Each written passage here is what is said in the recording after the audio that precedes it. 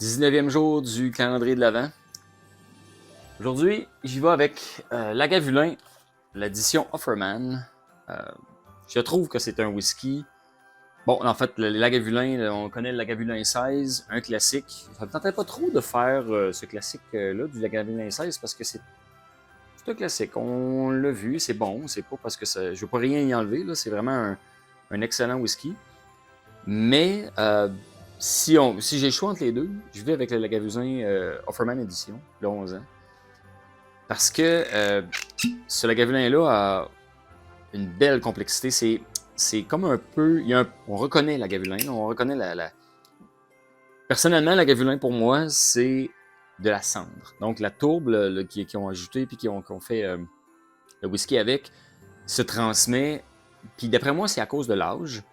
En vieillissant, la tourbe devient beaucoup moins agressive, puis elle s'adoucit, elle change, elle se modifie. Et rendu vers le 16 ans, ben, c'est beaucoup plus cendré. Comme un vieux feu, en fait. Là. C'est un peu comme l'évolution du feu dans le temps. Ce qui reste à la fin, c'est la cendre. Puis le Lagavulin 11, ben, en fait, lui, il est un peu moins vieux. Et au niveau de l'assemblage, je sais pas, il y a un petit quelque chose de très complexe dans le Lagavulin 11, avec des belles arômes quand même assez différents. Donc, je trouve que c'est très bien réussi. Nick Offerman a fait cet assemblage-là pour matcher avec un steak.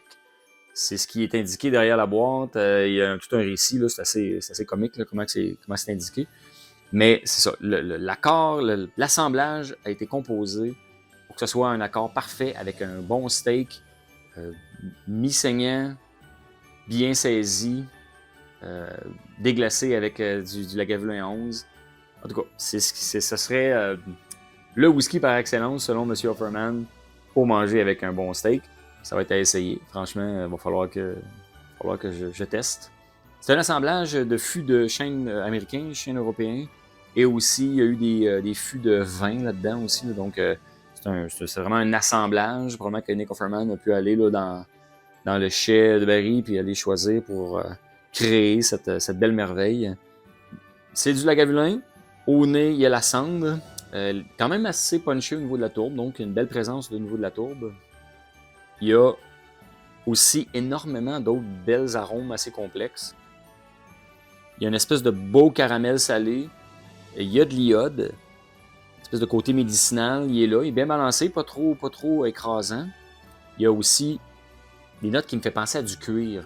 Et un cuir assez épais qui n'a pas été traité. Là. Vraiment un cuir un peu plus brut. Il y a d'autres belles arômes aussi. Là. Bon, le petit côté salé. Bord de mer aussi, mais ça, c'est délicat. C'est pas autant que des algues, admettons. Là. Mais quand même, il y a un petit côté bord de mer. Où on peut sentir un peu l'air salin avec le petit côté quasiment poisson, mais c'est discret. Là. C'est comme plus un bord de quai où ce que le bois humide sent quelque chose là, qui est typique là, au bord de mer. C'est quand même un petit peu de rondeur. Donc, il y a quand même l'espèce de caramel salé avec un peu de rondeur là-dedans. Donc, le nez est vraiment sublime. C'est un nez complexe, super intéressant. Dans les whisky tourbés, c'est quelque chose d'un peu à part, mais avec la belle signature de Lagavulin. En bouche maintenant.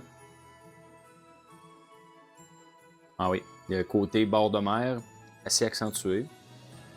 La cendre encore, donc un feu qui est en fin de vie. La belle cendre, là, un peu comme un peu quasiment comme les vêtements qui sentent lorsqu'on a eu passé la soirée près d'un feu de camp.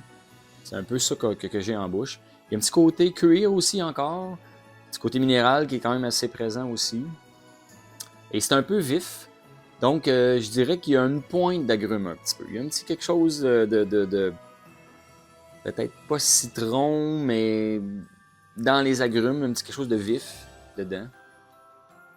Très belle complexité. Une belle balance aussi avec la tourbe et les autres belles saveurs qu'il y a dedans. Donc, c'est hyper bien élaboré, super bien présenté. J'ai pas de misère à croire que ça va bien avec un steak. C'est sûr que des fois, on essaie d'avoir des choses différentes. Donc, un bon steak qui a été bien saisi va aller avec peut-être quelque chose d'autre comme de sucré, de fruité. Ou... Des fois, on cherche un peu les opposés pour aller faire un beau match. Dans ce cas-ci, c'est probablement un whisky qui, avec son côté tourbé, fumé, vient matcher avec un bon steak qui a été bien saisi. En tout cas, il va falloir que je l'essaye. Ça a piqué ma curiosité, lire la description de M. Nick Offerman sur le match avec un steak, donc il va falloir que je l'essaye. On y retourne encore. Ouais. Si moi je peux décrire mon impression, c'est un whisky qui me rappelle le cuir. Il y a d'autres choses, là, mais selon moi, mon expérience à moi, ce que ça me donne comme impression puis comme souvenir, c'est quelque chose de un bon cuir. En bouche, c'est un cuir un peu différent qu'au nez. Au nez, j'avais comme un cuir brut, là, non traité. En bouche, je dirais que c'est un cuir comme une selle de cheval, là, une espèce de cuir qui a du vécu. Et petit côté quand même un peu salé en bouche aussi. Pointe d'agrumes, une belle tourbe. Pour moi, il est plus complexe que le 16 ans. Ça n'enlève rien au 16 ans, mais celui-là, il y a un petit quelque chose de plus au niveau de la complexité, au niveau de la présentation. C'est vraiment un excellent whisky. Il y a d'autres éditions d'Offerman du passé que j'ai jamais goûté. J'ai pas eu la chance de les voir à l'époque. Donc, c'est celle-là, quand je l'ai vue, puis j'avais vu des bons commentaires, je l'ai saisi et je ne le regrette pas du tout. Santé!